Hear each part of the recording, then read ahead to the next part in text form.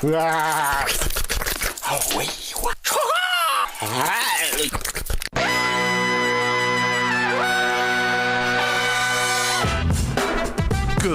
morning, sweet world, and welcome to the No Dunks podcast on the Athletic Network. It's Thursday, June 20th, 2024. This is The Drop. I'm J.E. Skeets here in the Classic Factory, and alongside me, as always, Tass Mellis. Fans of the best 12-month sport in the world, this one is for you. Sorry, soccer. And over yonder, making the magic happen, super producer JD. Hello. There he is. Here we are. No trade today. He'll be back next week. He's up in Illinois with the fam. On today's show, we got a lot to talk about. Absolutely. We're going to be jumping around here. We're going to discuss the Pistons firing Monty Williams. Yeah. We'll get into whether the Pelicans should look to trade Brandon Ingram. And later, we're going to rank the last top 10 NBA finals in terms of pure entertainment. Mm-hmm. But first, if you're joining us live, or if you're catching this podcast mad early, it's last call for wedgies. That's right. Only 2, 3, maybe 4 hours left for you to go grab the record-breaking wedgie shirt over at nodunks.com. We said after the finals ended and we had our final tally of 63 wedgies, a record-breaking season, that this shirt would only be available for 63 hours. So I think at 2 p.m. Eastern today here on Thursday, it officially comes down. So if you haven't got one yet, and by the way, a lot of you have grabbed one, so thank you. Yes.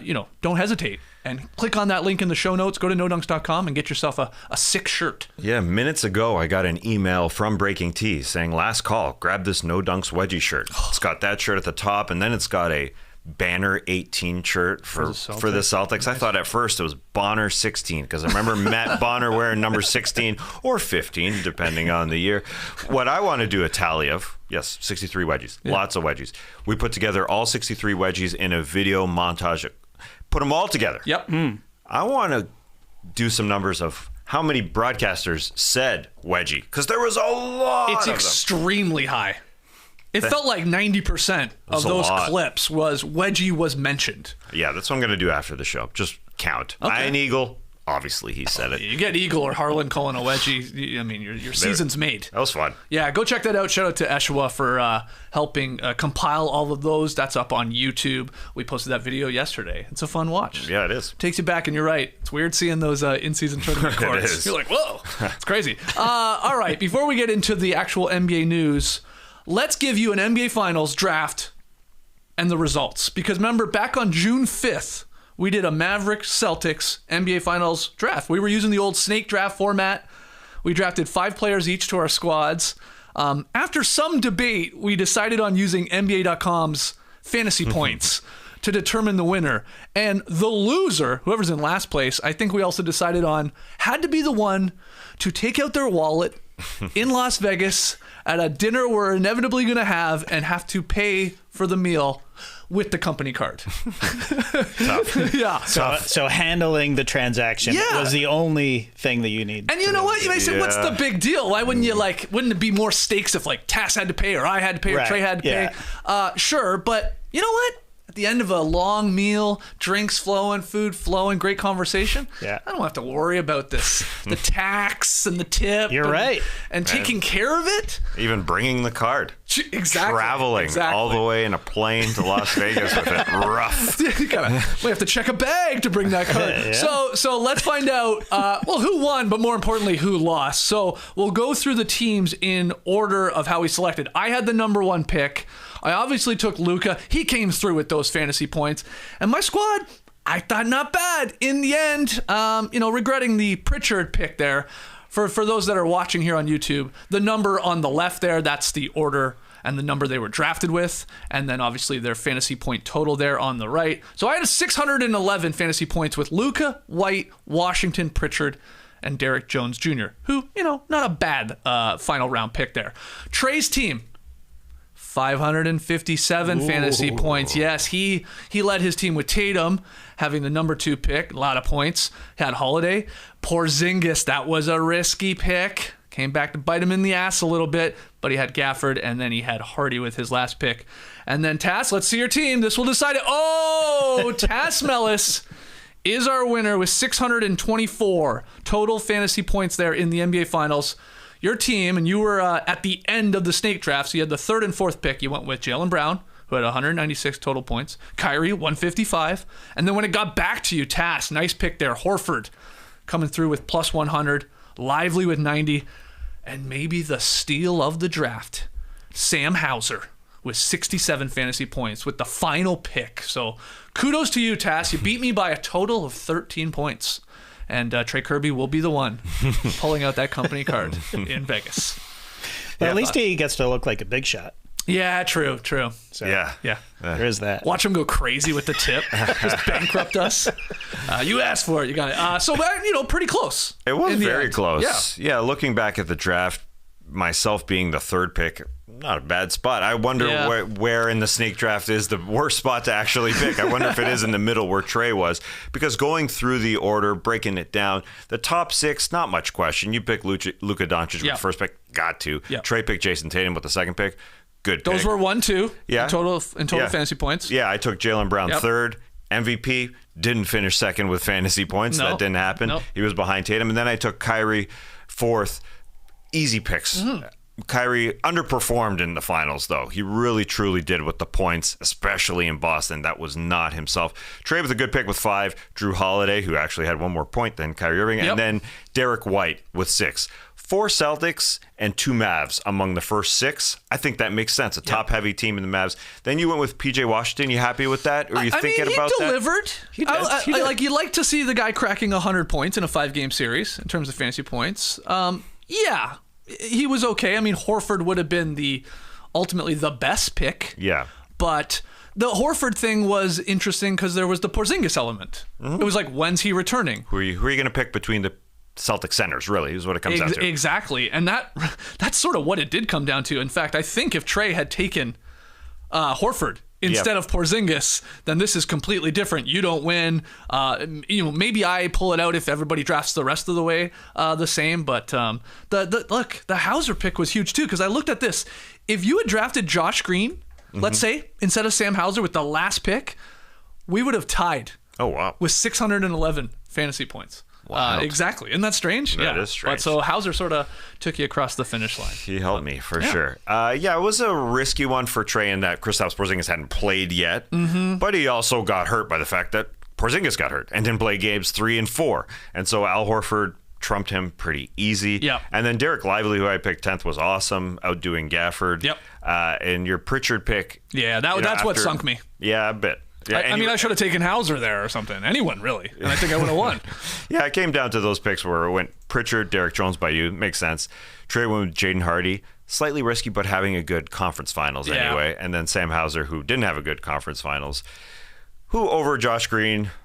That's who I had to come down to, and it was pretty easy for me. I probably would have taken him over Jaden Hardy.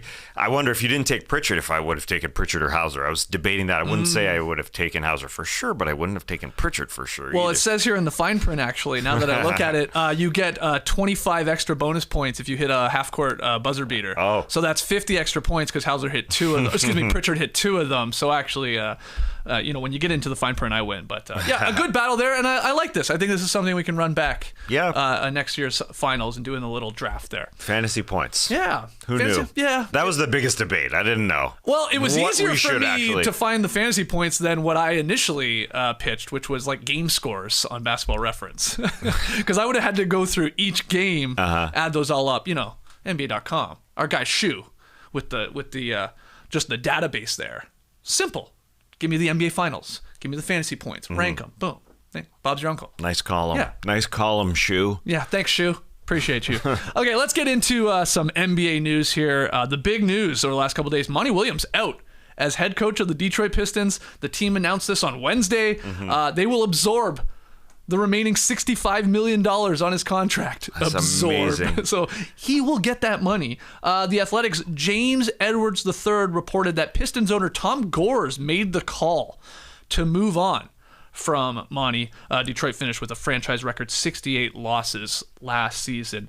How surprised were you yesterday when this came through Twitter that Monty Williams out after one season, but he's going to be paid? I gotta say I was surprised because I've never seen that number in sports before be given to a coach for not coaching. 60 to 65 million. There's some debates how much he's getting paid on the contract that said 65 million. It's a lot. Whatever. Yeah. I've never seen that type of number before. I have not. I know there was I saw in the Athletic newsletter today, Texas A&M Jimbo, I forget his last name. The coach Jimbo, he got even more than that when he was fired. But this is amazing. A guy who didn't really want the job in the first place in Monty Williams. Yeah. He absolutely did not. But they offered him more money a couple of times, and he came back in that initial press conference and he said money was part of it. And you can say Gores made a big mistake here. $65 million. Monty Williams played in the NBA. He played and made $8 million over his 9-year career, and now he's getting paid $65 to go home. This is phenomenal. I wonder if he's going to be an assistant coach next season, but that is phenomenal. Monty Williams will make more to not coach over the next 5 years than Dan Hurley would have made to coach the Lakers that he didn't accept. Shout out to John Krasinski for that stat. But I wonder if Tom Gores regrets it or not. I guess when you're a billionaire, does it really even matter? Yeah, it's not like this counts against your cap space or something like that. It doesn't have really, it's not detrimental to your roster building. Yeah. It's detrimental that it's maybe a wasted year and now you got to go find a new voice. And they're changing the front office too. They finally made some decisions there. Obviously, Trajan Langdon's come in there. Weaver's gone and all that. But again, this was Gore's decision, it sounds like, to say, okay, look, I made a mistake. Mm-hmm. I really wanted Monty Williams. And I threw the bag at him to the point where he couldn't refuse. But then he comes in here and he did not. I mean, he obviously had a terrible season. It's not like the Pistons were a stacked roster. I think anyone was going to lose a lot of games. But that all said, he made a lot of weird decisions when he was leaning in to start in Killian Hayes, and he didn't want to have the ball in Jaden Ivey's hands all that much, and he wouldn't stagger Cade and Jaden Ivey, so he had all these bench units that were complete garbage. Yeah. He made a lot of perplexing things where you were like, a lot of times we talked about it, like, this guy does not seem like he cares at all. Like his heart doesn't seem in it, maybe. Mm-hmm. And so that's what probably Gores has looked at and said, okay, let's just be done with it and try and find a new coach. Yeah, Gores was very involved even during the season when Monty Williams was struggling. Is that an owner you want always hanging around? There's always that discussion, but he's definitely changing things up. The Jaden Ivey thing, speaking of Vegas, we saw him at the pool last year. He was hanging at the pool after year number 1, if I'm not mistaken. Right. It was a guy that they picked pretty high, and he wasn't playing a lot. Killian Hayes was starting a lot. I know Jaden Ivey was injured to start the season, and a guy in Killian Hayes, who we've talked about a bunch of time. Hayes may be killing you. He was killing these Pistons. He was released on February 18th by this team. He is not on an NBA team. No. And he was starting NBA games. Yeah. So that obviously was a big mistake here. And you have a new front office with, as you said, Troy Weaver out, Trajan Langdon in, Monty Williams out now as a coach. We'll discuss who goes in.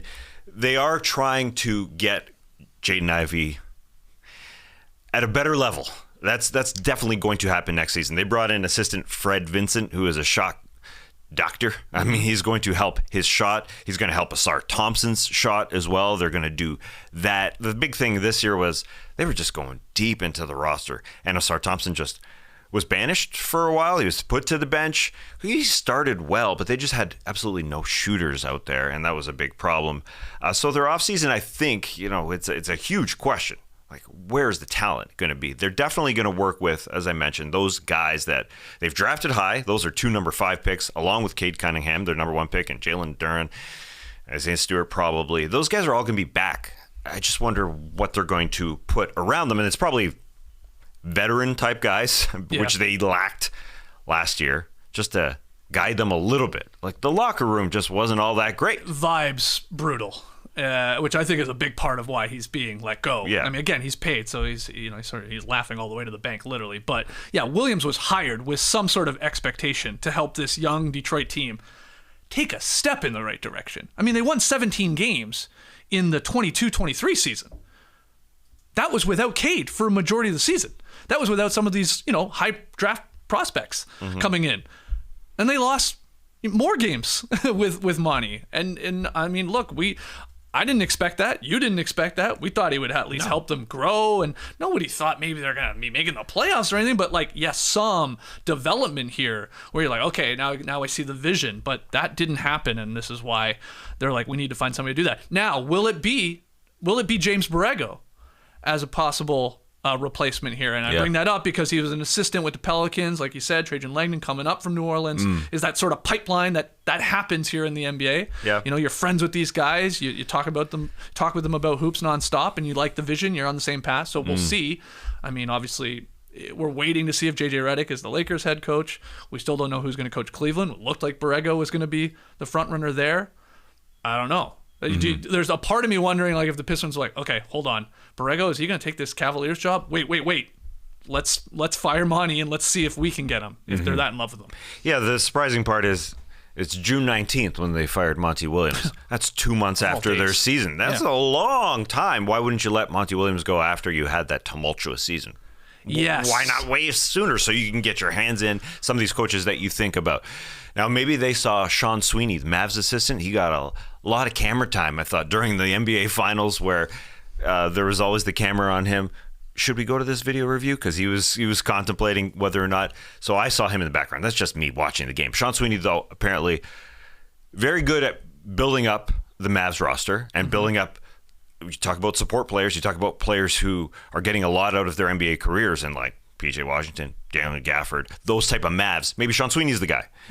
And maybe he's great at it. There's Johnny Bryant. There's Mike Inori, the Timberwolves assistant who is leading the bench. There's that possibility of giving him his first head coaching job. Yeah, in regards to the timing of it all, you're right. Like, why wouldn't you just do this right after you finish the season and you were 14-68? I guess it was, the shakeup in the front office with Trajan Langdon, and they wanted to then have him sit down with Monty Williams, talk it all out again, expectations, his plan, and then if that didn't sort of click or he wasn't loving what they were hearing, then they pivoted. But yeah, did Tom Gores just like come in over the top and say, okay, enough with this? This is, again, they lost 28 straight games. That was that early losing streak, setting the all-time record. It didn't get all that much better, and there was weird bench lineups. There was just weird decisions, and it did feel like his heart was not in it. I can't deny it. Yeah, like even when you saw post-game press conferences and stuff like that, it was like this man was just sort of going through the motions.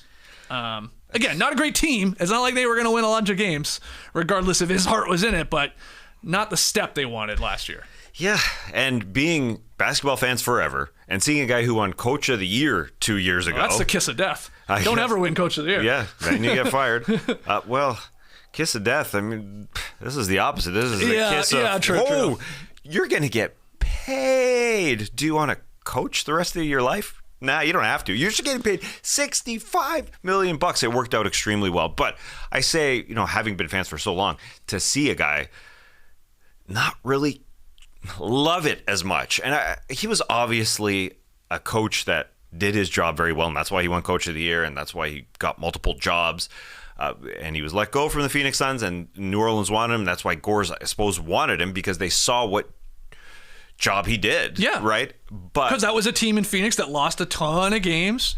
They were young. Yeah. But he didn't want this job. He was interviewed multiple times, and he clearly said money was a big part of it. So they went and offered him multiple times. I shouldn't say interviewed multiple times. I don't know, but I know that Tom Gores and the Pistons offered him, talked to him multiple times. Oh, you don't want it? We'll pay you more. Yeah. Or you don't want it? We'll pay you more. He literally declined. Well, he was recently fired. Monty Williams' wife was in the midst of battle with cancer. I mean, there's a lot going on in his life, and it did sound like they offer him a deal, and he said, nah, I'm going to take some time off. It's not the right time for me. Yep. They offer more money. Maybe not. They offer, Ted DiBiase, man. Everybody's got a price, honestly.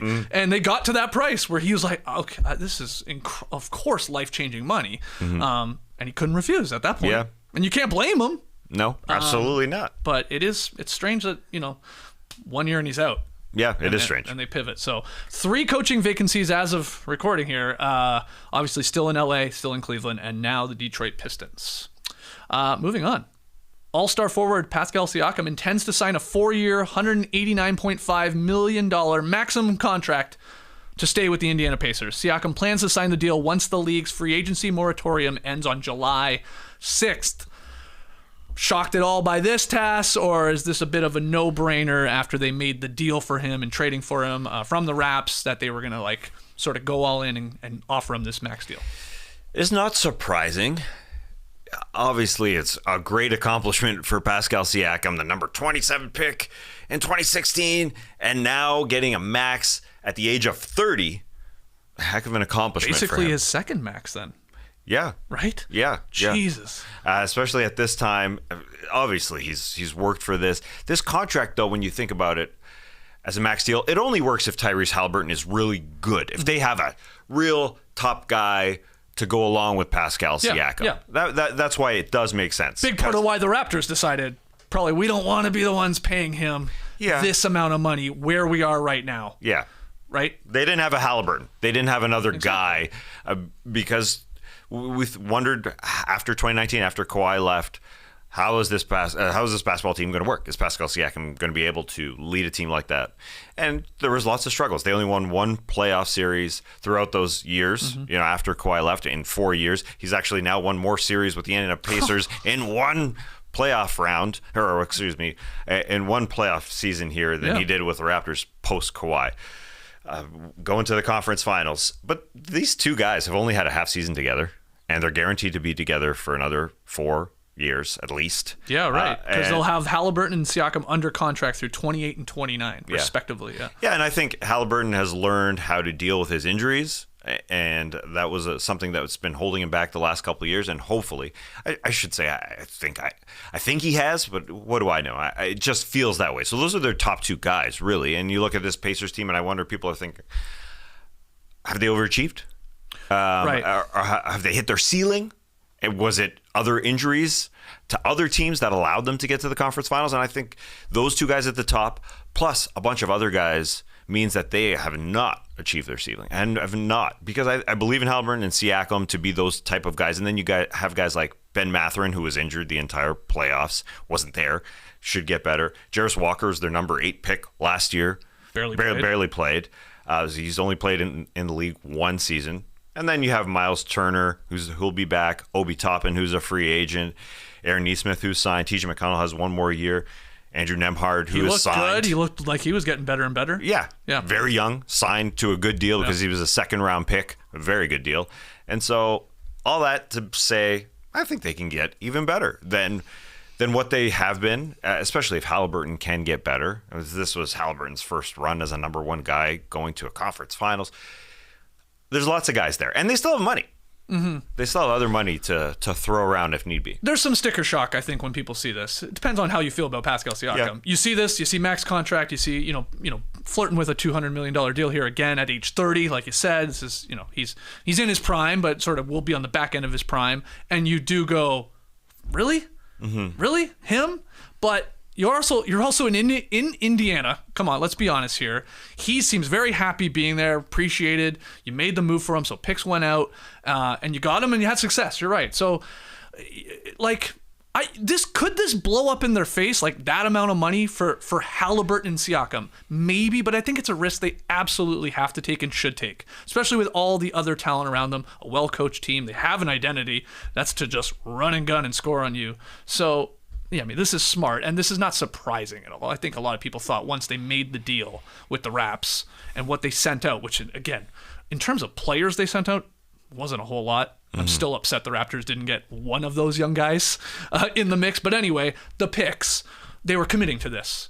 And they were committing to it for the second half of the season and then postseason. I guess it could have gone terribly wrong. Oh, damn, this doesn't work. Oh, Fitz bad. Oh, he sort of he had a rough postseason. He didn't at all. Didn't he have 35 and 10s in his first 2 games in the postseason against the Bucks? Yeah, he was a monster. I know there's injuries and stuff. They got a little lucky in terms of their path, who they were playing, but you saw why it could work and why they had to do this. Yeah. So, and being their first time together and seeing him achieve those big stats against the Bucks, and then he did slow down as the playoffs went on. He averaged 21.6 throughout the postseason. But I think the big question is always, you're signing a 30-year-old guy to the max contract. Pascal Siakam's body and the way he plays, the how he plays, he's going to be fine at the age of 34. I do Probably. think. He started playing basketball late. He did start playing basketball late. Nick Nurse isn't there to put 37 minutes on every game that he plays. I did look at his stats to see how many minutes he played with the Raps. In those seasons, he was like 37, 38 minutes. Rick Carlisle only played him 31.8 minutes a game, so he slowed down. Anyways, I do think he's an effective scorer. He will be good. I think his body will be fine. And listen, but this all comes down to whether or not Haliburton can be good. It can be very Continue to be really good. Yeah. To be an all-NBA player. That's a big part because you're paying Siakam has to be the number 2 guy. Absolutely. That's been proven. It's shown. And he's an incredible number 2 guy. Yeah. But not a lead guy. That has to be Haliburton. Yeah. And then we'll see again what Mathurin can become. Of course. He's a great scorer, and he wasn't even there. And we said Andrew Nembhard as well, who played very, very well. He got better, and he was the lead guard at times. Now there's a lot of guards on that team now. Mm-hmm.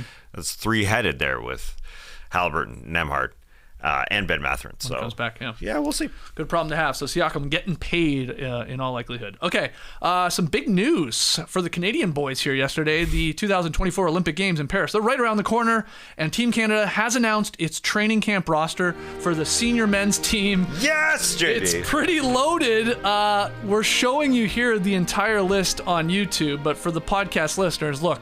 A lot of NBA guys. We're talking about some of the superstars. An MVP runner-up in Shai Gilgeous-Alexander. You've got Jamal Murray. Andrew Wiggins is on this training camp roster, which you love to see, and a lot of guys that helped Canada win the bronze in the World Cup. So 20 names. This will be whittled down to 12. By the time they obviously get to Paris. What do you think, Tass? And how proud are you to see this list with R.J. Barrett and Nickeil Alexander-Walker and Dylan Brooks and Lou Dort and Zach Edey and so on? 2 scrubs, Phil and Thomas. I got ever scrubs. Yeah, great names. This is an astounding roster, I would say. This is incredible. It's incredible. It's gotten extremely good. Now, they're not going to be able to overcome the U.S. team. Why not? We already did. Yeah. Now the U.S. is even better. So are we. It's a stacked roster. It is. Shai, Jamal, R.J. Barrett, Nickeil Alexander-Walker, probably Andrew Wiggins, Dylan Brooks, Lou Dort, Andrew Nembhard. Those are your 8. That's pretty good. Mm-hmm. The bigs is the question. Yep. I would say Kelly Olynyk will Captain definitely Canada. be there. Yep. Dwight Powell. Trey Lyles is going to stretch you out. He's probably going to try and take, let's say if they're playing America, try and take it, whoever it is, Joel Embiid, Anthony Davis out as far as possible. But I will say I hope Andrew Wiggins makes the team because it's not a guarantee. It's not a lock that he makes the team. No. He didn't help Canada qualify, as you just said. They did beat the U.S. He wasn't there. But he has played multiple times for the Canadian team in the past, and hasn't looked like himself in a season. He really hasn't. So hopefully this couple weeks of camp here in Toronto, are you going to fly up to go hang out? Is that because I want to see Wiggins? I wish I almost want to change my flight to Vegas to go catch the exhibition game, Canada versus America. Yeah. Which I think happens right before Summer League, maybe on the Wednesday. My flight right now is for Thursday. Our flights are Thursday. So. Yeah, after camp in Toronto, they go to Vegas to play the U.S. in an exhibition game to get them ready for Paris. And I hope Andrew Wiggins is there. And I hope these couple weeks that he has in Toronto. It's not even a couple weeks. It's a short camp, I guess. It's 9. Nick Nurse leading the way. He's the head coach of... he's not Jordy anymore. Fernandez, baby. Jordy took it. Jordy took it. Yeah. My bad. That's my mistake. But he says these guys, they got to earn their spot. Like, nothing's like a given. Okay, I think Shai Gilgeous-Alexander is going to be on the team regardless, but, And Wiggins, too, I imagine. Yeah, of course. Yeah. The main NBA guys, the rotation guys. This is amazing to see, though, in all honesty. Like... From where we were with Canada basketball, like when we started this podcast and like how desperate we were to have guys play. I love this, like the sense of pride of these guys wanting to be coming up to Toronto to even try out for this team. Think about the names that aren't even on the list. Mm-hmm. Like this is how deep this talent pool is now. Okay, there's no Tristan Thompson. He's obviously getting up there in age, but an NBA champ, a lottery pick back in his day. Corey Joseph. He was actually upset almost that he didn't get a chance to at least go to training camp from all the work he's done for Team Canada over the years, but that's a first-round pick guy. That's an NBA champ. You got Brandon Clark, was coming off of injury. I know he came back at the end of the year. He's a rotation guy. He's a good, talented big. Boucher, I saw tweeting, what the hell? Where am I in the mix here? You got Delano Banton, Omax Prosper, AJ Lawson, Leonard Miller. I'm just naming more Canadian players. Now, Benedict Mathurin and Shaedon Sharpe, they weren't on that list.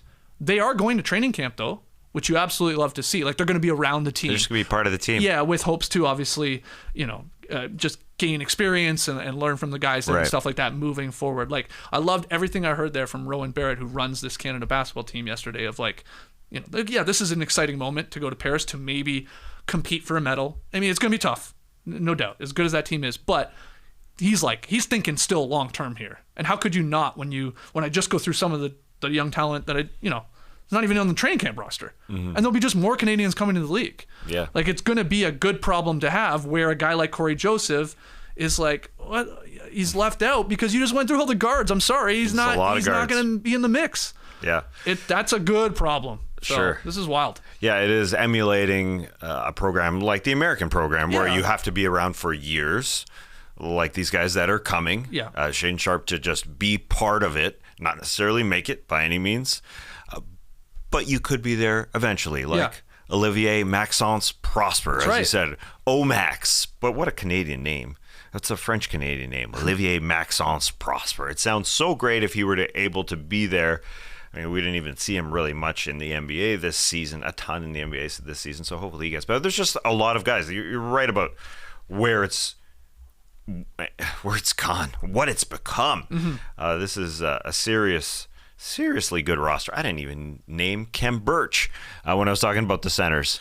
I don't think Kem Birch is going to make this team. Probably not. I mean, that's why I didn't name him, because there's so many players. Kelly Olynyk, you said probably Dwight Powell, maybe Trey Lyles to stretch the floor, and then Zach Edey just being a monster. And being at his age, if you want to get him in the sort of the program here, and there might be a chance for him to like, hey man, go try and stop Joel Embiid. Like, good luck with that, but you're big, you're huge. So he might. I mean, I'm saying like, some Powell may not even make it. I guess. Olynyk, I would say, is the only one guaranteed. Yeah, he feels, and he's a good international player. That's true. So yeah, incredible stuff there, and again, that 20 will get cut down to 12. But love to see the SGAs. And Murray's and Wiggins even to be in there, and these talented guys like Dort and Brooks like want to do this, man. That's what's like gives me so much pride. It's like, oh yeah, they take this seriously, and hopefully they build off the bronze medal. Again, I have very low expectations in the actual Olympics. It's different. There's less teams. These are talented squads, but it depends how it breaks. Like, I know they're in a tough group, but. Yeah, things have changed with a Canadian basketball team, the Toronto Raptors being so great. Vince Carter made these guys. He made all these guys. There was a different passion for the game for a long time. These guys are all fairly young, and they should be great. So yes, nothing but pride for all of these guys. There's so many basketball players. Wait for the Olympics.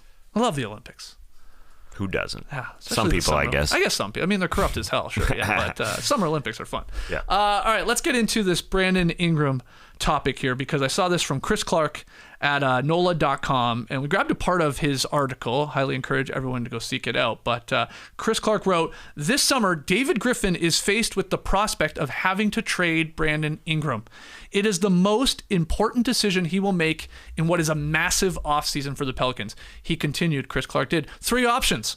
Sign Ingram to an extension at his below maximum value number, go into the 2024-25 season with Ingram on an expiring contract, or move Ingram elsewhere. What do you think about this, Tass? Is this like sort of the perfect time for the Pelicans to trade Brandon Ingram? Should they not? After sort of, it's different, I know, but after what we saw with like, hey, everybody wanted to break up Jaylen Brown and Jason Tatum. They didn't. They stayed the course, and added around them and made it work and won a championship. Again, a little different here with Zion and Brandon Ingram. Maybe the fit isn't as good as those two guys, the Jays, but what would you do, I guess, if you're David Griffin here, who said after the season, like, we're not running this back. Now, that doesn't mean we're trading Brandon Ingram, but we're changing things here. Something's going to change. So what do you do? What do you think? It felt like when Griffin said that, and after all the discussions, and we talked about it here, it felt like the guy who he would be referring to was Brandon Ingram. Right. To be moving on. But I'm not sold on it immediately right now, because what does the team become? Because it is Zion, obviously. Number one with a bullet. But beyond that, I guess it's CJ McCollum. and they want to play more wings in Trey Murphy, and obviously Herb Jones was very good. But CJ McCollum just wasn't great.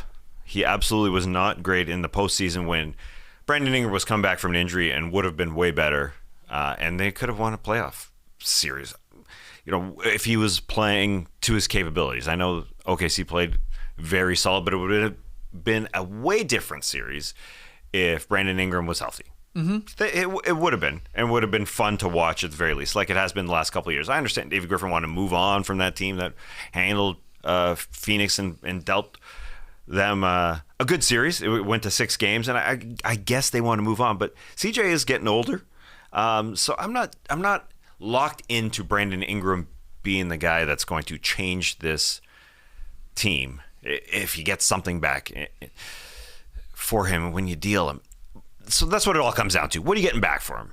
I think it has to be something decent before you move on and say, this team is Zion and CJ McCollum and Herb Jones and Trey Murphy, because they want to move on in the center spot. Jonas Valanciunas is their starting center. He's a free agent. They're moving on from him. Yeah. And I know they have Larry Nance to come through and help out there, but I think this is what this trade comes down to. If you can move Brandon Ingram for a great 3-point shooting center, that's different. That's something. Yeah.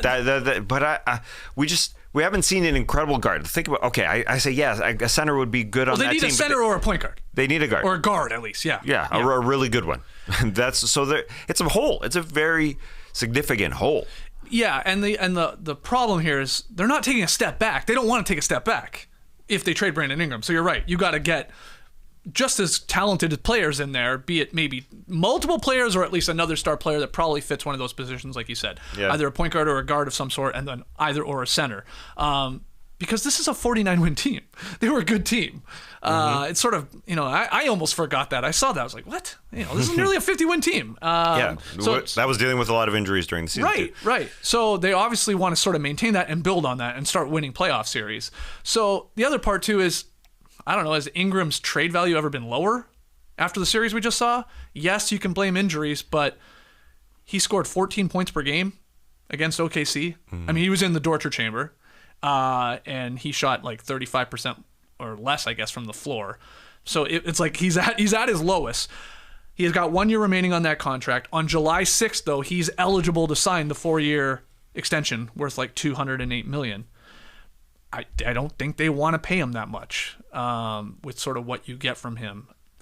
I think he's a really good player. He's a really good offensive player, but you wonder limitations on the other side of the ball, and maybe they feel confident in other guys stepping up to fill that vacuum, right? Sure.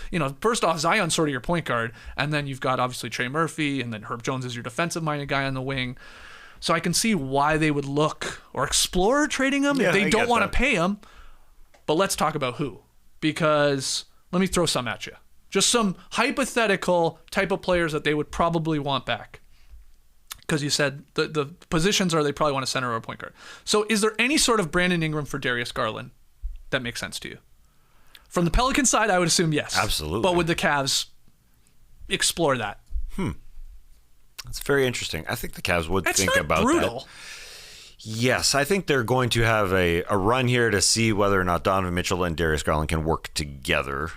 You think they're going to do it again? They're going to try it. They are going to try. You don't believe Darius Garland's camp when they say, well, if he's coming back here, Donovan Mitchell, I don't really want to be here. Sure. That might be true. Yeah. Other reports are the Cleveland Cavaliers feel like they got a lock of 4 to go along with Jared Allen and Evan Mobley. Those two guys plus Garland and Mitchell. So I think they're going to give that a try. But it does make sense in both instances. Brandon Ingram to be a support player to Donovan Mitchell. That's basically what it would be. So it would make sense on that side. And yeah, Darius Garland as your guard in New Orleans, sure, it makes a lot of sense. But I do think Cleveland's got questions. Like, how are Jared Allen and Evan Mobley going to work together on the front end? And then how are Garland and Mitchell going to work together handling the ball? Because, yeah, I get that what their camp's saying. Their camp is saying Darius Garland wants to be a ball handler, and Donovan Mitchell, in every situation he's been where he's excelled, he has been the guy setting up everybody else, the primary ball handler. So yeah, it does make sense. I think after they give a few months of a try for Cleveland, I think that's what they're going to do with their new head coach. Well, what about Brandon Ingram for Jared Allen?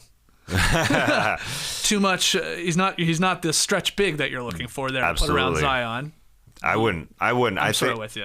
I think you want to spread 5 with Zion. Yeah. Being the point guard. It almost feels like if they did some sort of move like that, maybe more would have to come back. But like, it's like Jared Allen is sort of just a younger, more athletic, sure, but he's sort of a Valanciunas type in a way. I love Jonas, but Jared Allen he's a better ceiling, bigger ceiling, higher ceiling, I should say. But he's not going to be, I don't think, dropping in 3-pointers in the corner. That is not going to happen. Okay. No, but Zion, you don't want your defense to be able to collapse and just handle the paint and just say, Zion, get the heck out of here. You want to stretch 5. What about Brandon Ingram and maybe even a pick or whatever it would take for DeJounte Murray and Clint Capella?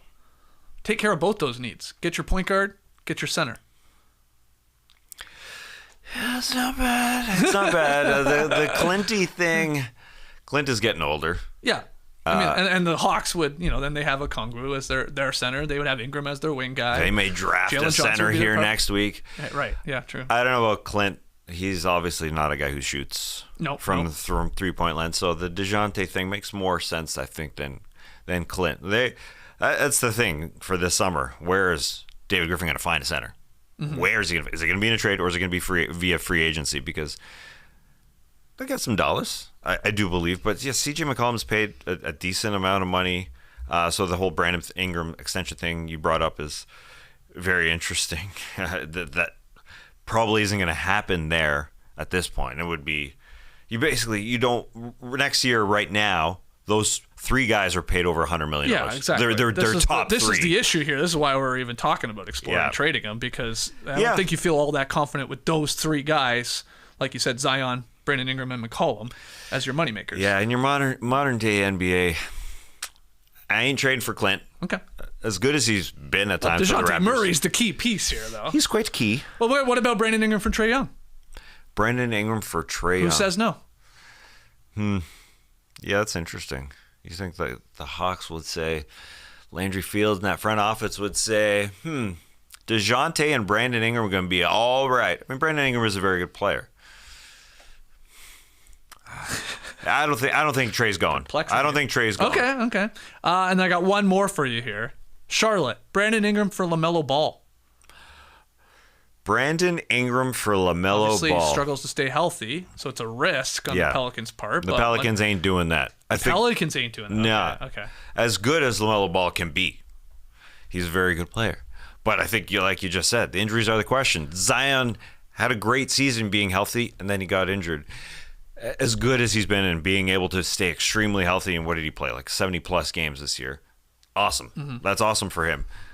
But you don't want to make a deal for another guy who could be injured. Yeah. That's not a great resume to have for LaMelo Ball here early on in his career, to be injured a lot. Also, the Hornets, I mean, you've got Brandon Miller.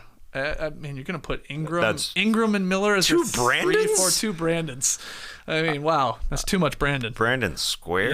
Yeah, I don't know. Yeah, well, I mean, good marketing there, yeah, for sure. But not bad. Yeah, they're so similar. I thought Charlotte would say, okay, we'll take Brandon Ingram and Herb Jones for LaMelo Ball, and then the Pelicans would counter, no, we'll give you Ingram and maybe Dyson Daniels for LaMelo Ball. Mm-hmm. But yeah, I'm just throwing it out there. I'm looking for that guard. So let's hear from everyone out there.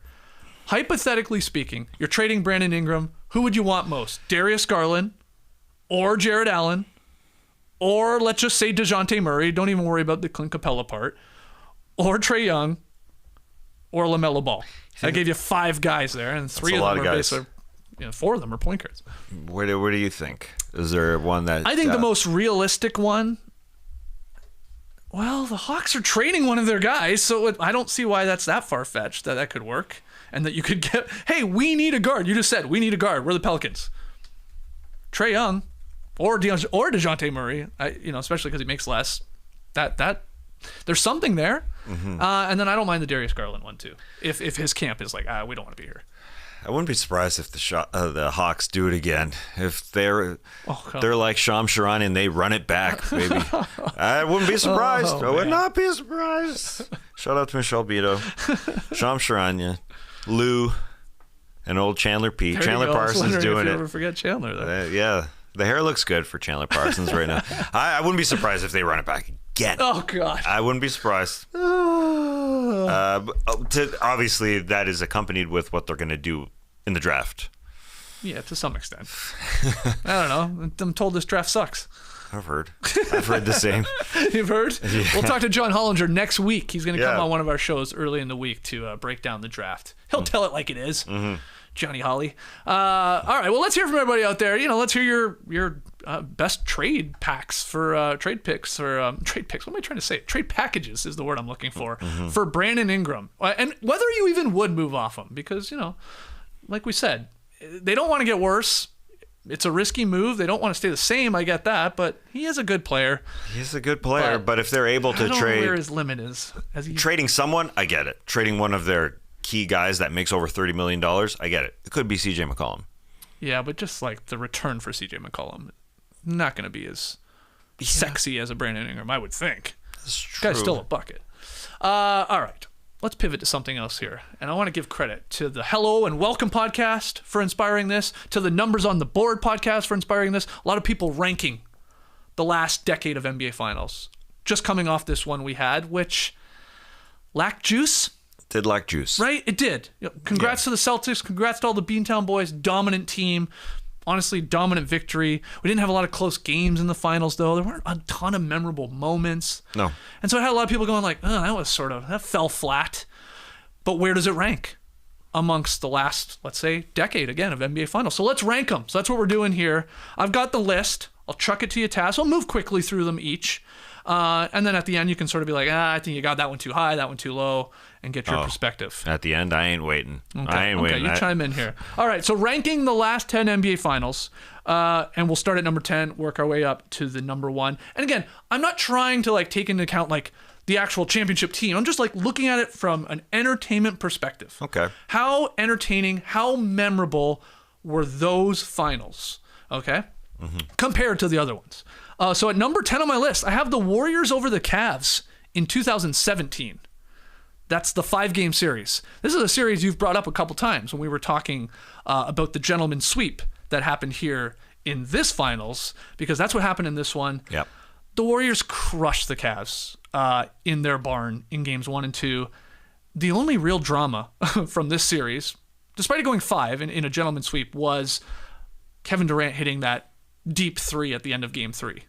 Yep. That was the close game of this otherwise absolutely ass-kicking from the Warriors, despite the one game where the Cavs, and this is the one you kept bringing up, hit 24 threes in game 4 to just extend the series. They couldn't miss that game. I think that's a more memorable game 4 than the Mavs game 4.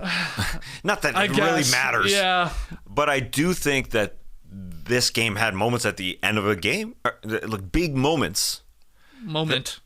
Moment-ish. And Well, there was a little bit of drama because here in this particular series that we just lived, it was 2-0 and then it was 3-0. Pretty freaking easy. There wasn't a close moment right at the end of the series like we got in Cleveland after Golden State won those first 2. Cleveland gets their first home game and you think, okay, maybe they can win one. They're up with 45 seconds left. They were. When Kevin Durant grabs that rebound, goes up the floor and hits that 3 to put Golden State up in the eyes of LeBron James for his first championship. And then in game 5, actually, he ended the game as well with a big shot. Now, the Cavs weren't up like they were in game 3, but you got a dramatic moment there where the one team could win a game. The Mavs series, I think we're just living in the moment. What are you going to remember as a team? So you would have put that 10. You would have put that dead last Celtics over the I would. Mavericks. Because there wasn't a memorable Luka moment, really. No. I know there's Jaylen Brown dunks in game 1 and game 3. He was the MVP. Those are the things you're going to remember.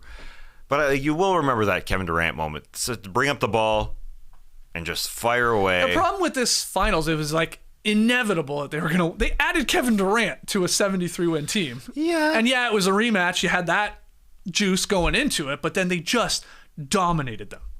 And in the series clinching game, Curry 34, Finals MVP Durant 39, Iguodala had 20 off the bench, and they scored 129 points, and it was, there's similarities to this series. Absolutely. That we just had. There really are, how it went. It just seemed like Cleveland was going to win a game. At home, they're up 2 points with 45 seconds left. Yeah. And Kevin Durant comes and hits that shot. The Mavs didn't have that. Well, the Mavs were close in Game 3. That was the one where we were like, they should have had that one. Yeah. That was the game where the Celtics couldn't shoot. Yeah. And it was theirs. That was the one. Yeah, it was theirs to win. It just didn't. It wasn't close in the fourth, really. No. That's the thing. There wasn't anything late. So I'm being a little biased. And I'm just like, what moment are we going to remember from the Luka Kyrie handling the ball like you would remember for Kevin Durant? Okay. Yeah, so there's that part. That's fair. Okay. Well, then number 9. I mean, there's no surprise here. I do have Celtics over Mavericks. Okay. The 2024 series that we just had. Again, similarities. It lacked oomph. I know our group chats, a lot of people are like, ugh, that's it? There wasn't like a lot of obviously close games or really all that memorable moments. That's the truth. Again, this is not to diss the Celtics. They were that dominant of team all year long and then rolled through the postseason and took care of business in 5. And at least the Mavs got one to give us a Game 5. But, okay, so you would flip-flop I would those, flip. Like you said, there was the Game 3 was fine. It should have been the Mavs game. Yes. That should have been their game. And it was a 7-point loss, so it's not like it was a blowout by any means. Yeah. So there was a couple 7-point wins for the Boston Celtics in games 2 and 3, but games 2 was just that monstrous lead that they were able to shrink down towards the end. Didn't feel all that right. Yeah, I think I would take the Warriors one, even though you're right. And it was a spanking. It was spanking. Yeah. All right, number 8 on the list. Nuggets over Heat. 2023 NBA Finals. Not this season, obviously, but the year before. That was a 5-game series as well. Nuggets beat them. They won their first championship in franchise history. I think that gives it a little something, right? 47 seasons in the NBA. So Denver sort of breaks through and wins it. Yeah. But when you, I don't know, what's the most memorable game or moment or whatever from the Nuggets sort of kicking the Heat's ass? And the Heat as obviously the 8th seed getting all the way there. I think it's after Game 2. The Miami Heat won that game. Kyle Lowry just showered, or maybe didn't shower. I'm not sure. He was in a towel, and he was in the arena, and he was walking up the stairs to get interviewed. A man in a towel in a stadium, in an arena? That's the most memorable moment for me. Okay, that's a weird one. Game 2 was the Duncan Robinson game. Yeah. That's the one where he caught fire late. That's when Eric Spoelstra changed the lineup and said, Caleb Martin, no, sir. Right. Kevin Love, we need some height here because the Nuggets were just dunking all over them in Game 1. And then the Heat took Game 2, and everybody wondered, are Heat going to win this series? Yeah, that's right. So it is different. It is good there because it was 1-1. It was. Game 3 had Jokic and Murray becoming the first pair of teammates in NBA history to each record a 30-point triple-double. Yeah, that's pretty iconic. Jamal Murray is memorable from this series. Yep. And Game 4 was the Aaron Gordon takeover game, basically, and then Game 5 was a low-scoring. It was ugly. Slugfest. Miami shot 34% from the field and had run out of gas, and Denver, Jokic had a good line in the end, especially the box score, but it just sort of squeezed the life out of them as being the better team. You were right. Them winning their first championship is big. Nikola Jokic winning his first championship and Jamal being side by side with them and those other players, and that's why I do regret. Not that I regret ranking the Celtics 10, but that's why I think the Jason Tatum, Jaylen Brown winning their first title is significant. Well, it might gain more significance if the Celtics repeat or the dynasty builds. And it's a little different. But absolutely. Right now in the moment, it just again that's almost adding too much to it. It's was it entertaining? Was it a really good finals? And we're days after, and we don't remember many moments. People are already moved on. Oh yeah, it was like it barely happened. And then the Game 5 was a spanking. Every single game felt like a spanking, although the Mavs did shrink it a little bit. Luka was tired. Okay, number 7 on the list. It's a sweep. And I've got 7th. Huh. But here's why. This is the Warriors over the Cavs in 2018. At least we had Game 1. At least we had that, right? That's the overtime game. That's maybe LeBron's greatest playoff performance ever. 51 points, 19 of 32 shooting, 8 boards, 8 assists, trying to drag this team to that Game 1 upset over those Warriors. But what happens? J.R. Smith, baby. J.R. Smith. Well, actually, George Hill a little bit too. Let's not forget him. Absolutely. Cleveland was within 1 point in the final possession. LeBron found wide open George Hill underneath the basket. Klay Thompson wisely fouls him. Hill goes to the line. Again, they're down 107-106. He makes the first free throw. He misses the second free throw, leaves it short, and then JR has the ball, And JR panics a little bit and is a little flustered. And we got the meme. So at least we got the meme. What are you doing, JR? And then they got crushed in overtime. Mm-hmm. And then it was sort of a blowout from the rest of the series. Like, it was one of those weird ones. Like, game one, it's like, oh, they didn't grab it. That's probably it. And it sort of like panned out that way. That's why I have in 7th, though, because of that reason. Yeah, that's the one you got to win for sure. And George Hill, he gets by not being remembered all that much. Yeah, for sure. Because he hit that first one and then missed the second one. And when you think back, it's amazing that J.R. Smith didn't know what he was doing because it was a free throw. Like, there was so much time to talk about it, too. Yeah. If we miss a free throw, don't dribble the ball, dude. Don't do what you did. Really weird that he just had such a brain fart where he just thought, we're just going to kill the clock. So, yeah, there's that. And obviously, LeBron had a monster game in that one. And things went bad in games 2, 3, and 4. Yep. But, yeah, I think it's totally fine. You okay where I have it roughly? Okay. Yeah, and plus, I know people don't really remember a lot about Durant's Warriors run. I would say, like, the casual fan, will he remember immediately? Yeah, Durant came and they won 2 in a row. Like, this is a second championship for him. I know it doesn't matter to anybody. To some people, he's never won a championship. Right, exactly. So it was, I understand. I understand that. And this was the last finals for those two teams together, which basically took up that decade. It was all. It was those. It was really two teams. wild going through this, going, oh my god, we really did have Warriors Cavs so many times. Yeah. And it's like now we're in this parity stage of all these new teams winning championships and even new teams being in the finals. Like, I assume at one day we'll get back to that. There'll be 2 elite squads in both conferences always meeting up. It'll happen again, but like it feels so unlikely right now where we are, just with how the league and the second aprons and how you can build teams, and I don't know, maybe expansion coming as well, and that whole wrinkle. Okay, number 6 on the list, Lakers over Heat 2020. So 6-game series. I struggled where to put this one because this is the COVID finals. This is the finals played in late September, early October, which is really weird. This is the Disney bubble, so no fans. So like that, I don't know, does that make it more memorable? Does it knock it down a peg for you? Again, it's a tough one. Lakers won the first 2 games in fairly dominant fashion. You had just recently talked about Anthony Davis. He was the MVP frontrunner through the first couple of games, which was true, but LeBron went on to get another Finals MVP. I think I have it where it is because, and maybe I had forgotten about this, but in looking into it, I forget how many Heat players got injured. In game 1, Jimmy Butler twists his left ankle before the end of the first half. He remained in the game, and he went on to deliver some historic performances and memes throughout the series there in the bubble. But you had Goran Dragic not playing in the second half, foot injury. He would not return until game 6 off the bench. Like, they were like, can you give us anything? Yeah, they needed desperate. So he didn't play basically the entire series. And Bam Adebayo, I'd forgotten about this. He exited in the third quarter of that game with a shoulder injury. He missed 2 games. One which they did win because Jimmy Butler was going for a 40-plus point triple-double in game 3. But the injuries knocked it down, and I don't know, the bubble part of it sort of hurts it a bit. But where do you think you would have it?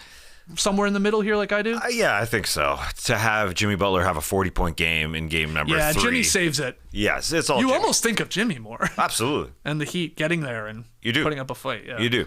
And I don't really care that it's a bubble win. I know some people just don't want to see that the Lakers won, and it doesn't mean enough because it was in the bubble and they didn't have to travel or whatever. But the Jimmy Butler factor is huge. The 40-point game and then hanging over the table where he's exhausted. Yeah, that 40-point game was awesome.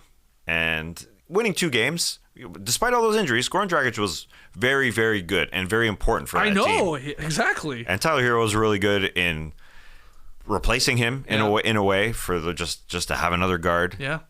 Was he the youngest guy to ever start a finals or something like that? Maybe at the time. He was young. He was like 20. How many games did he start? They inserted him in the starting lineup, I think, at one point. Yeah, at one point for sure. Yeah. Oh, that's a good point. Yeah, that was his rookie year, his best year. No, then he was definitely 20. Yeah. Yeah. It's crazy. It says 20 here. Let's see. He was born on January 20th, 2000. He's a big 22 a lot of 20s there is all I'm trying to say. So he was 20 because that was 2020. Anyway, I got no problem with having no fans there. Having the digital boards where you see people's faces. That was a weird time. I don't like remembering that part of it. No, that was weird. Not having fans there and just them kind of cheering along. That part was weird. Did they do that for the finals? I can't remember. Yeah. I think so. That was weird. Yeah, man, it was a weird year. Yeah. Weird couple of years we had. That's true. All right. I think all of these are better than that one. So at number 5, Warriors over Cavs, 2015.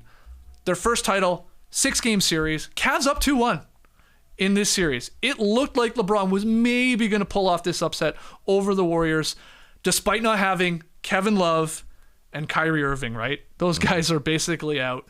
And this was the LeBron ISO after LeBron ISO after LeBron ISO, slowing things down to a damn crawl, which made for like, an interesting dynamic of like, whoa, can this work? And it was working for a while, but then Golden State ripped off 3 straight wins. Curry, a massive game 6 that I think gets forgotten. 37 points, he had 7 threes. Maybe gets forgotten because he doesn't win Finals MVP. That goes to Andre Iguodala, who held LeBron to 36, 13, and 9 in the series. Iguodala did hit 14 three-pointers in the finals. He hit more than Klay Thompson. Pretty crazy. Yeah. He had Curry hitting a ton. He hit 14 threes. Klay hit 12. I mean, who's the real splash brother there in that final? So, that was a big reason why, too, that he got Finals MVP. Yeah, he was contributing offensively. I guess the more surprising part to me is Klay should hit more threes. Yeah, only 12, yeah. But this is an incredible series. It's a good series. When you broke it down there, just the fact that the Cleveland Cavaliers are up 2-1. Yeah. So you got a great series. The whole Matthew Dellavedova is able to stop Steph Curry headlines, that kind of thing. But LeBron James, after losing Kyrie Irving in game 1, right? Yep. That was fun. That was the overtime game. And Kevin Love out. LeBron James took this team to 6 games with the guys starting beside him in Matthew Dellavedova, Iman Shumpert for part of it. Come on. You give me it. For old time's sake. Iman Shumpert. Yes! It's been a while. Yeah. You still got it. I think so. Who else? Iman. Yeah, No, you I like it. that. Anyways, Dellavedova was starting. Mozgov was starting. Oh, yeah. Shumpert, as I said, and Tristan Thompson. Those 4 guys. Wow. Those 4 guys. I thought JR was starting at times, but I think they went to defense. They said LeBron's just going to handle the ball every possession. It was Allen Iverson 76ers. Yeah. I mean, really. It was. With LeBron playing the AI role and like, let's just play. All you other dudes, don't worry about it. He's got us offensively. You just play defense. And it worked for a little bit, but you couldn't. Yeah, they're up 2-1. Couldn't hold down Steve Kerr and Steph Curry and Klay and Iggy and all those guys. Dellavedova needed an IV. He had to leave the game because he was just so gassed at guarding. The way he was guarding Steph Curry, I believe he was hospitalized, or at least in the back of the state in the arena, or something. Like he was needed some liquids. He was done. Get a Foster in him. Get that man a Foster. What's that other Australian beer that I always think Foster is their biggest beer, but it's not. It's Victoria Bitter. The VB. VB. I love that. I used to one. drink the hell out of that one. Then there's another one. It's like, is it 4X or something like that? There's a lot of X's. I forget. VB was the beer of choice when I was working on the tree farm in Australia back in the day. Ever have a Carlton Cold? I don't even know. Didn't if have a lot of them anymore. Yeah. No. VB. It was a VB area. The Stubbies. You got to love the Stubbies. Yeah, they're great. All right, I had that at number 5. I think some people are going to say, whoa, that seems a little too low on your list. Because this one at number 4, I think is the most polarizing. I know some of those other podcasts, like I talked about, that were doing this. I know our guy Will Liu, he had this like dead last, and that is Bucks over Suns, 2021. People either really hate this finals, or like me, I thought it was pretty damn good. I'll make the case for it. It was a 6-game series. The Suns were up 2-0. Obviously, the Bucks then won 4 straight. We had Chris Paul in his finals debut, dominating in game 1. Great. He had a monster game 1. We had a huge game 4 from Middleton. He scored 40 points. He had 10 straight down the stretch in that game. That was the game Giannis blocked the alley-oop attempt by DeAndre Ayton, one of the greatest blocks in finals history. I was just recently watching it. I did a playback where I went through the best blocks in finals history, some list that somebody had curated. Oh my God, we were watching it. Like, just fire that up today. Do yourself a favor. It's unbelievable. Game 5, Milwaukee leading by 1 point with 16 seconds left. Drew Holiday steals the ball from Booker, throws the alley-oop to Giannis, and 1. That secures that game. And then in Game 6, Giannis goes for 50 points, 14 boards. The guy's suddenly like Jose Calderon from the free throw line. He goes 17 and 19. Insane. That was a big storyline throughout the postseason, even early in the finals about Giannis. Yeah, he's not really good at the free throw line. Maybe that's where you can beat him. I thought this had a lot of like memorable performance. Yeah, Booker having monster games, Booker having really bad games. I thought this was a good series with memorable plays. Obviously, a historic Game 6 there from Giannis with the 50-point performance. I don't know. I like this one. What about you? Oh, I love this one. I understand maybe for the casual fan, don't have two markets that you really remember. I just aren't marquee NBA markets. That made it almost better, though, because you were going to have like a winner that hadn't won it, either in Milwaukee's case, in a very long time. 50. It was pretty cool that they won it 50 years after the first one. Exactly 50. Right. That's neat. Right. Back with the Lou Alcindor days and Big O, and then the Suns were going to win their first one ever. I mean, you're right. Maybe there wasn't the fanfare behind it. There wasn't. It was the post-COVID year, though. I think we were back to basically full stadiums by the time we got to the finals. So yeah. No COVID problems here. Giannis Antetokounmpo was awesome. He got injured in the conference finals. Oh, yeah. He got the hyper-extended knee where it looked like it bent backwards, and Game 1 of the NBA Finals was a week later. Some people wondered. We all wondered, is Giannis going to come back?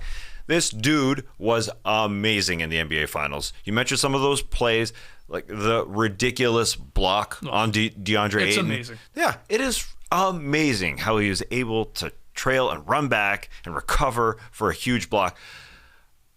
There's just so many plays. And then for him to end it off in Game 6 with a 50-point performance and then to sit on that chair at the baseline and just soak it all in, that was an incredible Giannis performance. But they were also down 2-0, and it felt like the Suns could do this. It's like, oh my God, Chris Paul's going to do this. Yeah. Oh my God, Devin Booker has obviously, taken the next step in his superstardom. And this franchise is finally going to do it. Oh my God, they couldn't, Barkley couldn't get past Jordan's Bulls, and they had a chance way back in the day, and they're going to do it here. And come on, ending the finals with a 50-burger? How many players end a finals game? Game 6, the punctuation with a 50-burger. Yeah, it's amazing. Now, the one knock on this series, and I got to give credit to the Hello and Welcome podcast for reminding me of this, because Jeff Teague recently was on a podcast, his podcast, saying like the post-game celebration sucked. Oh yeah. He said he just jumped in his truck and like drove to Indiana. It's like nothing was going on. He was all bummed, which is really weird. And then didn't Giannis go get like Chick-fil-A? Mm-hmm. Was that night or the next day? He got 50 pieces of chicken. Yeah. 50 nugs. So maybe there wasn't a cool party. There wasn't a cool party. Yeah.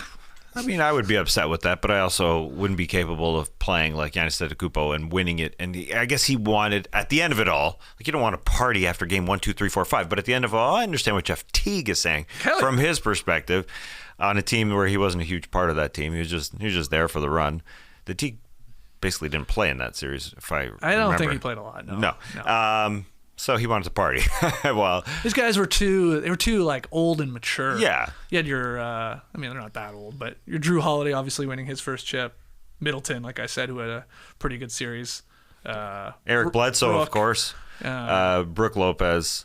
Yeah, they went to hang out in Greece and in different ways, and like later. Eric, but I wanted to rest. I remember some videos of Eric Bledsoe hanging with Giannis Antetokounmpo. Okay. But I understand Jeff Teague. I thought it was a good finals. So we just said it interested was. to hear there's what people debate. think. It was I got great. it at number 4. Okay, number 3, Raptors over Warriors 2019.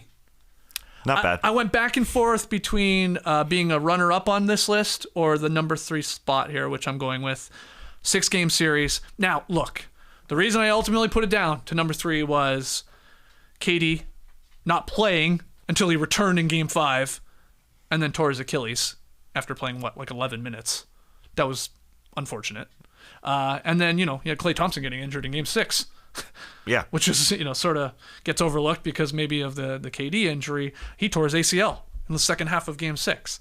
So that really sucks. I mean, look, I'm a Raptors fan. We're Raptors fans. We were ecstatic. They finally won a championship. It was amazing. It was our last year with the starters. It was surreal. I was in Toronto and got to celebrate all night long in the city when they won. But, that hampers it a little bit. Basketball was awesome, though. The basketball was awesome.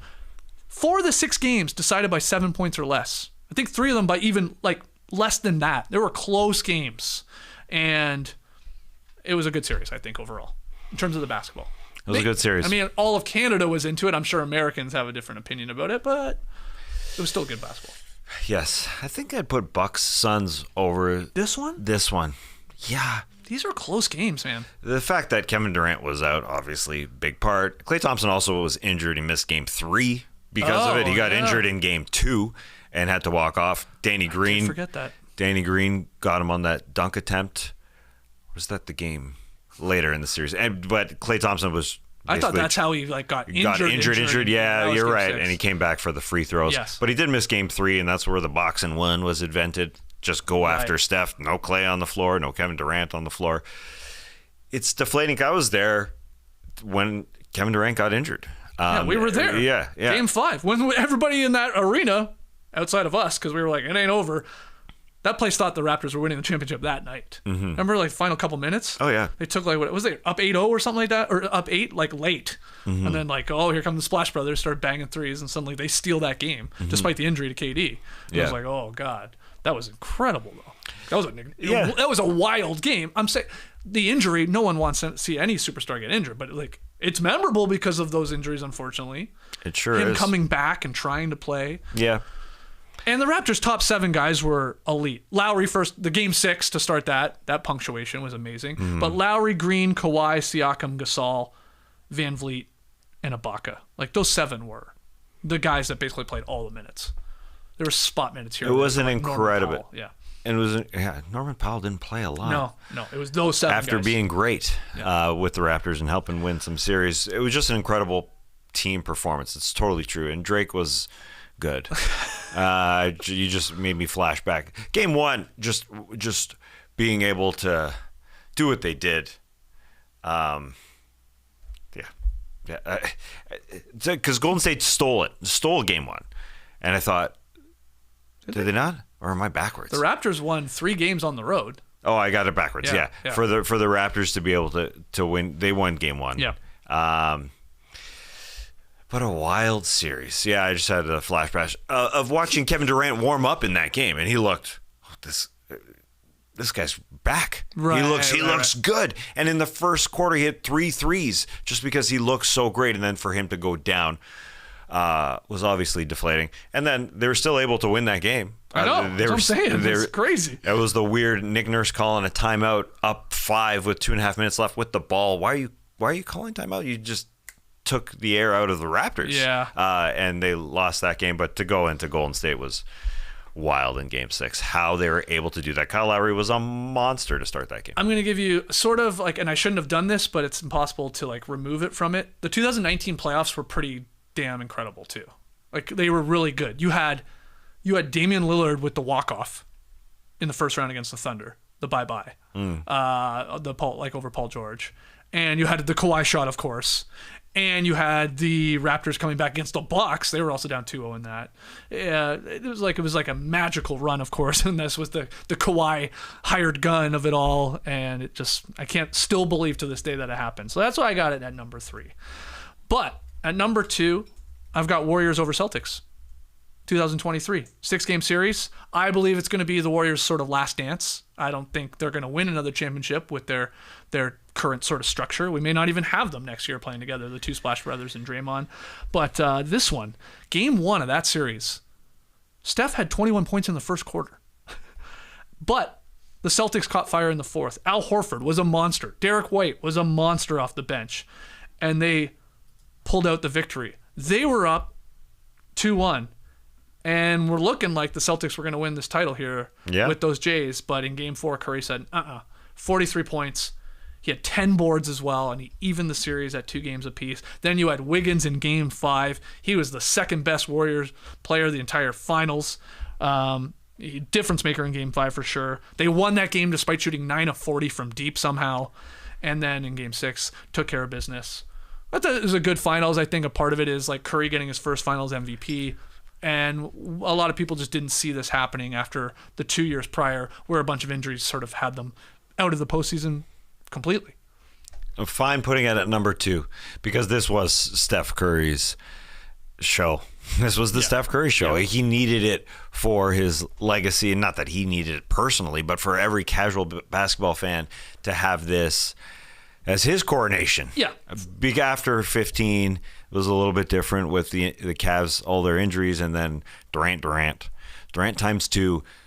The Warriors didn't have one. Obviously, we'll get to the 2016 in between. They weren't able to pull it out in 2019 against the Raptors. No, Clay was a big part of that for sure. He needed one, and this was his. So it's great for his resume. Good series. Yeah.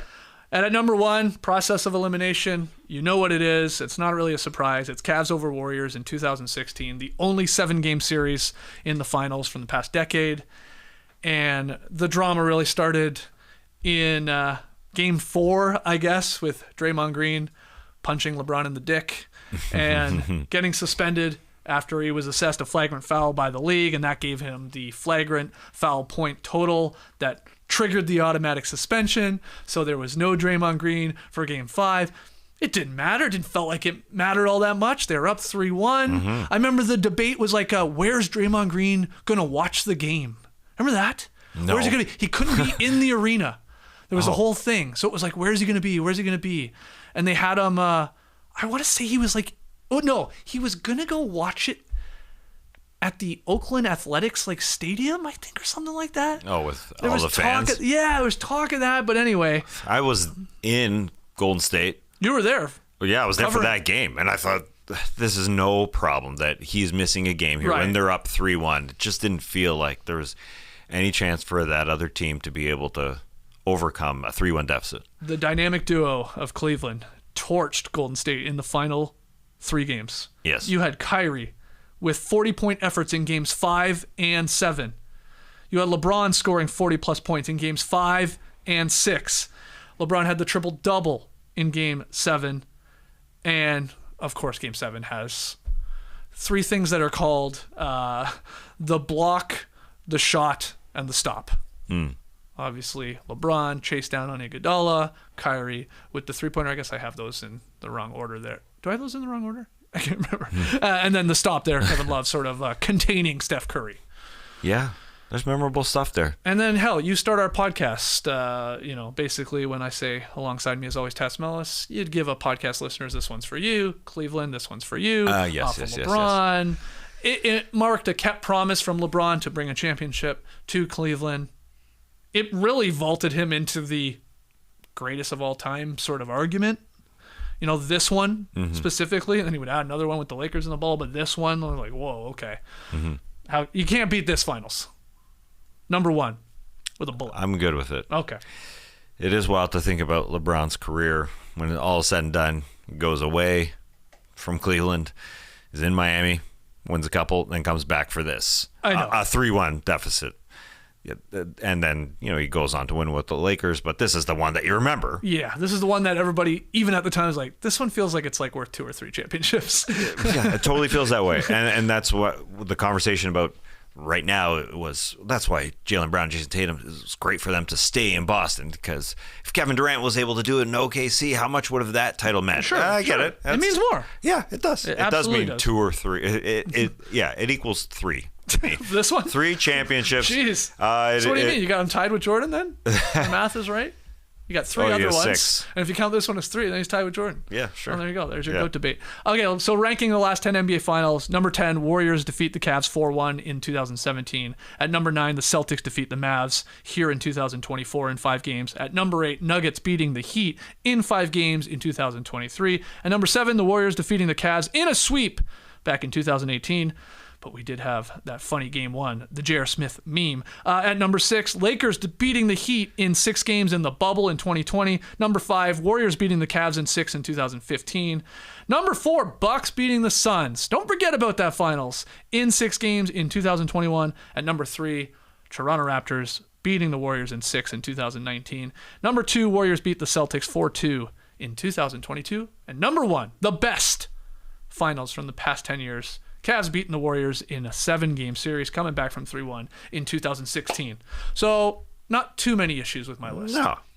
Couple little spots you might tweak a bit. Yeah. That's fine. That's totally fine. I can live with that. And just for a little note here on Draymond Green missing Game 5 in that series, Trey wrote that Draymond watched Game 5 in A's box. Oh, so he was in the Oakland A's box. Okay. Yeah. Yeah. Okay. Interesting. Let's get to tweet of the night. Tweet of the night. Wow. Twitter. Listen, one of the best tweeters out there, it's still Magic Johnson. The legend Magic Johnson just got simple after the Celtics took out the mess. When all was said and done, he tweeted, "I hate that the Celtics officially have more championships than us now." Us being the Lakers, obviously. Yeah. But I just love the responses more than anything. Okay. First response, you drafted Lonzo Ball over Tatum.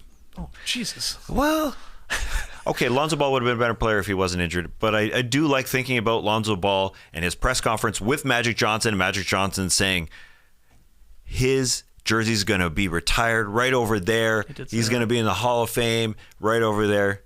So I thought that was a good reply. Okay, yeah, good sure. reply. Some terrible replies, but I found the good ones. There was also another good one, which I did like somebody saying Boston Celtics actually have 6 more. Oh, because wow. Boston Celtics have 18 and the LA Lakers have 12, but 5 of those were when they were the Minneapolis Lakers with old George Mikan doing his thing. That's old fact about the Los Angeles Lakers, and that their franchise existed in Minneapolis, Minnesota. Is that a Bill Simmons burner account? That's definitely what he's been saying here for a while. I don't mind it. I don't mind it. Yeah. I don't mind it. I know a lot of the Boston championships were older, air quotes older under Bill Russell and all that. A lot of Lakers fans or other people counter with you were playing, there was 6 teams back when you were winning 8 in a row or whatever they say to that. Yeah. Playing the plumbers. Well, the Lakers were still around, the Lakers. It's true. Why didn't those guys beat the plumbers? Why didn't Jerry West, when he was doing incredible things for the Lakers, they couldn't overcome the Boston Celtics? So there was a great series there between the Lakers and Celtics, obviously. But I like that Minneapolis line. It's kind of true when you think about it, It's true when you go who would it be? The Sacramento Kings. Are they celebrating the Kings championship back in the 50s? Wherever they were. I don't even know where they were. Cincinnati? I don't know. Something like that. Wherever they were before they moved there. The Cincinnati for Royals? that franchise. Yeah, whatever it is. It's probably not. And then I've heard Bill Simmons say, it's not like the Thunder. Oh, no, they won when they were the Cincinnati Royals for a long time. They were the Kansas City Kings, but they won it when they were the Rochester Royals. Okay, there you go. What? So Rochester. Anyway, so the point is they're not. And then Simmons has said, the Thunder fan base, they're not hey, it's all right, we got one. We got one in Seattle. We got one in 79. Mm-hmm. Now I get it. It's a little different because they're a completely different team name and all that. This is at least the Lakers staying the Lakers. It's why they're called the Lakers. A bunch of lakes in Minneapolis, Minnesota. 1,000 of them. That's so many 10,000. Oh, was it 10,000? 10,000. Yeah, man. I always forget to add that 0. Yeah, I counted. It's so weird. Well, I like what happened last night on Twitter, saying that the Lakers maybe won another title last night with Kendrick Lamar and his performance, that they should just be given another one. Did you see this? No. Oh, my God. I don't know if it's streaming again, but a live show on Prime Amazon last night. Kendrick Lamar and friends. Incredible. Who are his friends? There's a lot of friends. Mm-hmm. All of California. Every artist from California. But Westbrook and DeRozan were up on stage dancing around. Really? Yeah. It was in Inglewood. It was in the Forum, so maybe that's why you can maybe give the Lakers the championship for this. It's on Amazon Prime. Yeah, it was on Amazon Prime. It was live. It was pretty amazing last night because it was there was a lot of people tweeting about it, of course, and he played Not Like Us, the Drake diss, Of course, I think he got up to 6 times in a row, at least 5 times where he was rapping, and then the 6th time they played it as they left the stage. It was pretty iconic. But my favorite tweet was Mike Bovis tweeting, This is like We Are the World, but for hating a guy. Because that's how many times they played the Drake diss, and the crowd, of course, going bonkers. How many times did they play it? Played it 6 times in a row. It was amazing. No, but it was incredible. Well, it wasn't incredible for Drake, but it was incredible for basically everybody else. So anyway, give the Lakers another championship. They're tied 18-18 after that performance from Kenny. I think it's good for Drake. You think it's good for Drake? No, it's not good. I would. It's not good, like, based on the word, based on the lyrics, but it's good. It's good based on the record sales, I'd say. More people are thinking about him. More people are talking about him. I don't know. I'm fascinated to see how he does legit come back from this. What's the PR team? What's the PR decision with this? I don't know. Right now, he's just laying low. You haven't heard from him in a while. Probably the right move. Time heals all. I don't know. It was pretty amazing. Hopefully, I don't know if it's restreaming. I don't know if it was just an only live thing. Maybe it'll be uploaded to YouTube. It was pretty good though. He's busy coaching his kids' soccer games. I saw that fit he was wearing. Westbrook was having the time of his life. Really? On stage. Oh my God. Okay. All right. This is good. This is good content. As he should. All right. Let's call it there. Our next show next week, probably on Tuesday, John Hollinger going to jump on to break down the NBA draft. We don't know a lot about the NBA draft. We are not experts. He is. He will tell us who's going where, potential trades, potential busts, potential, sleepers. He we'll gets get into to all that. so many cities to watch college games. Oh my God. So many. He really does. He really does. He does. So we'll have John Hollinger on the show next week to talk about the 2024 NBA draft. And then we will have a show on Thursday to recap night 1 of the NBA draft. We'll probably do a drop on Friday. Not to recap night 2. We're not that much of a sicko. But we'll have NBA news, I'm sure. And there'll maybe trades. The content, you said it. It's a 12-month sport, man. Yeah. It's kicking. It's a 11-month sport. Yeah. When the Olympics are going, it's definitely an 11-month sport. Yeah. But anyway. Is free agency start on Sunday? Next Sunday? Not this Sunday. Next Sunday, after the draft. Oh my God, wait. God, yeah, wait. I am so screwed up with what date it is. Okay, so next week, the draft, obviously. Then on Sunday, you're right, what was that, June 30th? Mm-hmm. Start of free agency, yeah. Which we'll probably do a live show for that too. Yeah. Sunday afternoon evening show. Yeah, evening show. What are we doing? Well, here's what we're not doing. Don't ever say, hey, great season, guys. We'll see you in the fall. Don't ever tell us that. Because you won't. You'll see us soon. And appreciate everybody joining us live on YouTube. Thanks for hitting the like button. Thanks for subscribing.